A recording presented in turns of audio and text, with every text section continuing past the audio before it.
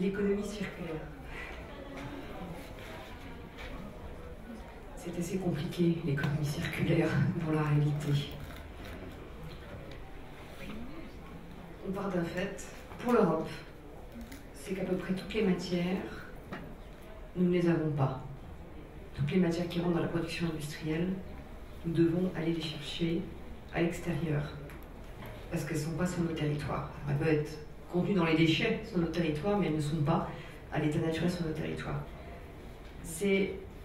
On l'oublie souvent, mais c'est en fait prépondérant quand même dans l'économie, dans la façon dont se calculent évidemment les coûts de production et notre compétitivité. Un industriel, il est confronté à quoi? Alors là, avant de parler d'économie circulaire et de systémique, déjà, l'industriel, son mode de raisonnement, c'est il a besoin de matière. Donc la question du sourcing, elle est assez fondamentale pour lui. Parfois, d'ailleurs, il se déplace directement sur les territoires pour être à demeure. L'industriel, il a également des savoir-faire de fabrication. Et il sait que ça coûte cher de fabriquer à partir de la matière, et qu'en fait, une pièce qui contient déjà du travail qui a été façonné, et qui est déjà le résultat d'alliage, par exemple, de métaux, plus d'une certaine valeur ajoutée, comme dans les alliages spéciaux, par exemple, et qui intègrent un peu du travail, ça a beaucoup de valeur, bien plus que la matière brute. Et puis, l'industriel, c'est aussi ça. Il fait attention au secret, à la propriété intellectuelle et au fait que la façon dont il fabrique ne puisse pas être piqué par les autres, entre guillemets. C'est-à-dire que le fait que ces produits se retrouvent en fin de vie sur le marché et qu'ils puissent, avec les spectros, être décortiqués, regardés, et qu'en gros, une partie de son savoir-faire industriel qui fait la valeur de la pièce, enfin, en tout cas ses propriétés physiques, puissent être détectées, peut être parfois très gênant. Voilà. C'est en tout cas, et en lien avec les questions de propriété intellectuelle. Ça, c'est une chose. Puis de l'autre côté, je vous montrerai quelques chiffres, il sait aussi que avoir des déchets, c'est pas très bon. C'est pas très bon parce que ça veut dire que on n'a pas un usage très vertueux de la matière, mais c'est pas très bon non plus parce que ça coûte de traiter le déchet. C'est que le déchet, quand on s'en débarrasse, encore plus quand c'est du déchet industriel non banal, ça coûte très cher. Donc, il a plutôt intérêt à avoir peu de déchets. Par ailleurs, il a aussi intérêt à ne pas être sur des territoires où il utilise beaucoup les ressources naturelles, hein, c'est l'acceptation sociale. S'il utilise beaucoup de ressources naturelles et que derrière les produits qu'il fabrique repartent à l'export et ne sont pas pour servir le territoire et la population locale, on va l'accuser de piller les réserves naturelles locales. Le cas de Danone, par exemple, dans les différents pays dans lesquels il fait de la production laitière ou de produits frais.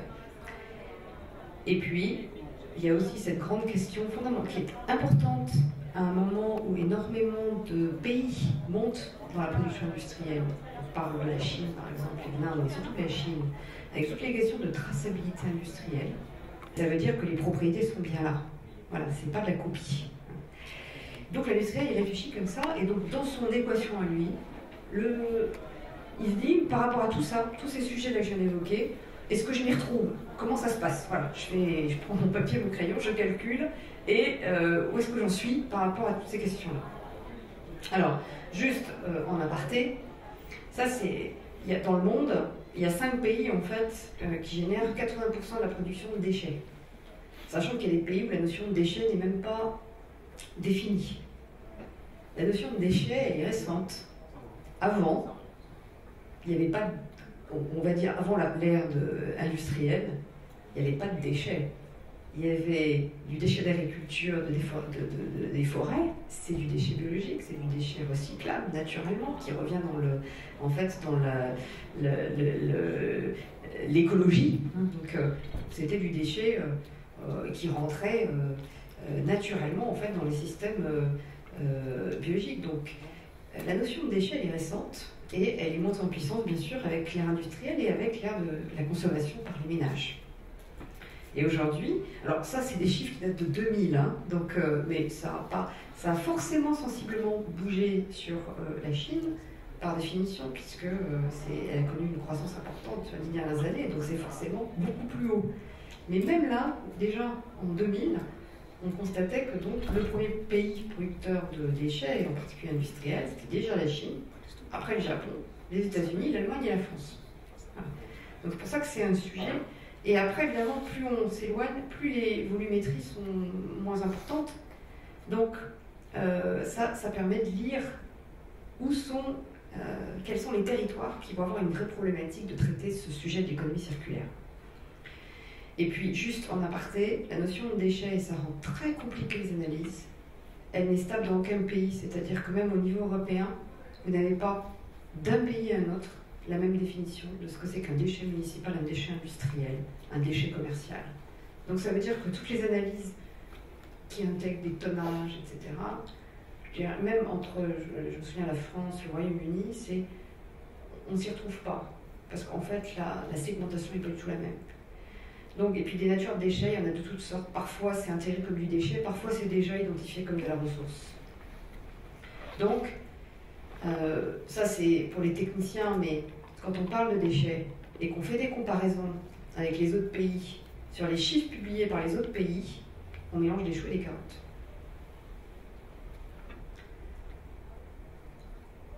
Ce qui est intéressant, c'est que quand on regarde les déchets, le bleu clair, c'est les déchets non industriels, et les déchets des ménages en bleu marine. Donc on voit que, évidemment, les pays, la quote-part, d'ailleurs, par exemple la Pologne, on voit bien qu'elle ne définit pas sa notion de déchet municipal, puisque la barre est toute petite sur le déchet municipal. Elle ne définit que la notion de déchet industriel. Mais elle a autant de déchets municipaux que la France. Donc en réalité, vous voyez que dès qu'on commence, c'est juste pour vous montrer, dès qu'on commence à manipuler des chiffres et à faire en macroéconomie des super conclusions, etc., non, en fait, il n'y a que les opérateurs qui sont sur les territoires qui savent. Parce qu'ils savent qualifier, ils savent dire ça c'est du déchet comme ça c'est du déchet de telle catégorie, ça rentre tel, etc. Donc ça, aujourd'hui, il y a bien que certaines associations d'environnement et Veolia qui ont la particularité d'être partout dans le monde, qui peuvent avoir une vision un petit peu plus circonstanciée de la réalité de ces données.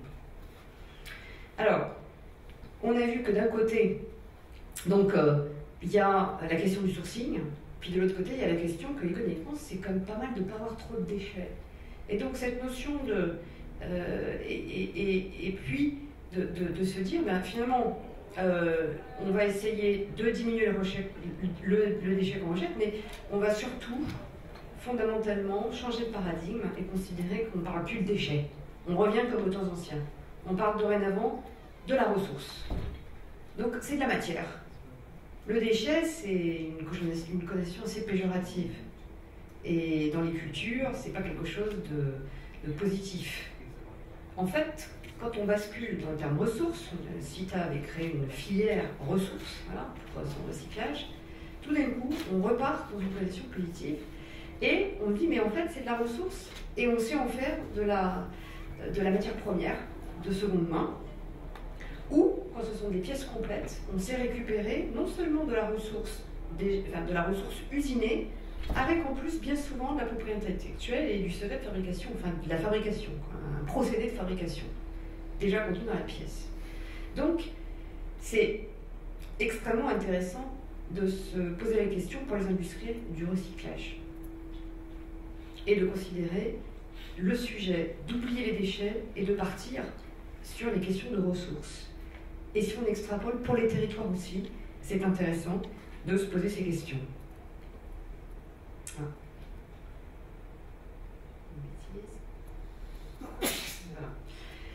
Juste pour vous dire, aujourd'hui, un A300, enfin ça c'est Airbus qui le dit, ils utilisent finalement ce procédé, donc quand ils décomposent, ils récupèrent un maximum de matière, comme les engins, les trains d'atterrissage qui sont certains équipements, certaines turbines. Et puis, le reste, il démantèle et il valorise. Et finalement, sur un A320 de 106 tonnes, à la fin en déchets, il reste 13 tonnes. 13 tonnes et demie. Donc ça veut dire que les industriels, ils ont quand même un peu réfléchi au sujet et ils sont dans une logique, dans une rationalité économique, dans la façon dont ils construisent aussi leurs avions, leurs flottes. Et si on regarde, donc, globalement, la valorisation, c'est plus de 85% du poids, en fait, de l'appareil. Donc effectivement, oui, ils font attention, et accroître les notions de ressources et de matières secondaires, c'est aussi travailler sur l'éco-design. Et donc si tous les acteurs sur un territoire commencent à travailler en éco-design, et que tout d'un coup on se dit, mais tiens, on va faire une chaîne, le déchet qui reste des uns éventuellement peut être utilisé comme input et matière première par les autres, plutôt que d'être mis à la décharge ou être incinéré. Alors on commence à construire un cercle et en fait un écosystème vertueux et que l'on déploie sur le territoire. Et ça, c'est l'économie circulaire. Donc c'est déjà chaque acteur qui est responsable par rapport à sa propre production, c'est déjà un point, et qui ensuite va s'interfacer, va agir dans un écosystème en boucle, où finalement, quand on est vraiment puriste, in fine, on a complètement le cercle. Et aujourd'hui, par exemple, à Hong Kong, il y a des parcs entiers industriels qui ont été conçus comme ça. Ils ont été conçus pour que les déchets des uns qui restent soient la matière première des autres. Donc la biomasse est un parfait exemple de pont entre les déchets de matière, par exemple, agricole et de l'entrée dans des usines qui auraient besoin de gaz, par exemple. Alors, là, ça se complique parce que on a dit ils sont sur un territoire. Et sur un territoire, eh bien, il y a de l'eau, il y a de l'accès ou pas à l'énergie, il y a une activité agricole qui derrière a un lien fort, bien sûr, avec l'eau et l'énergie. L'activité agricole dans le monde pompe 80% en fait des ressources d'eau. Et tout ça est dans une biologie locale et bien sûr dans un équilibre qui change d'un territoire à un autre. Donc ce qui n'est pas évident, c'est que le copier-coller a ses limites. Si vous êtes sur un territoire, vous êtes un industriel dans, par exemple, l'industrie microélectronique, vous utilisez beaucoup d'eau. Alors c'est de l'eau pure, mais au départ, vous pompez pas mal d'eau. Si vous êtes sur un territoire où il n'y a presque pas d'eau, en général, elle va coûter plus cher. Donc, vous êtes dans une économie différente du cas où vous seriez déployé sur un territoire où il y a de l'eau. Et donc, ce que je veux dire par là, c'est que la traduction, c'est pas parce que vous avez un modèle à un endroit qui fonctionne que ce modèle va pouvoir être déployé de manière identique localement ailleurs. Voilà. Donc il y a une vraie question de comprendre quelles sont les conditions du territoire, qu'est-ce qui va faire que les modèles sont reproductibles ou pas. Et donc le lien, il y a les ressources physiques, les ressources naturelles qui sont à prendre en considération.